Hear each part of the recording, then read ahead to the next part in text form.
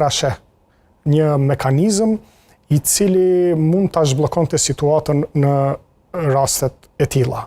Tani kemi dy gjëra para vetes, ose me marrëveshje politike partitë shqiptare do të mblidhen dhe do të gjejnë një akordancë, ose të referohet në gjykatë kushtetuese kjo çështje, por edhe aty nuk mund të referohet vetëm si e tillë, duhet të jetë një bazë. Që duhet jetë një kërkesë drejtuar gjykatës kushtetuese, e cila edhe mund ta qartësoj këtë situatë.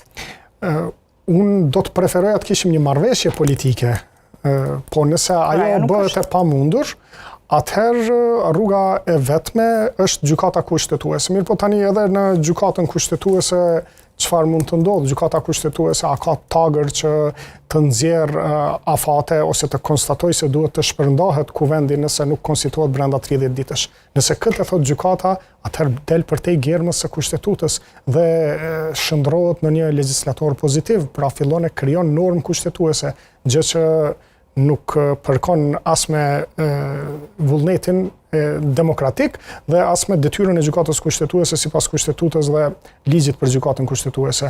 Anën tjetër, nëse gjykata kushtetuese vetëm bën një thirrje që deputetët të shkojnë dhe ta konstituojnë, edhe ajo nuk do të ketë një fuqi detyruese praktike. Por që vendosja një kohë, një afati do të ishte ajo që i jep zgjidhje. Apo jo? Apo të njëjtën gjë e ka bërë dhe është dashur ti përmbahen asaj. Po, ajo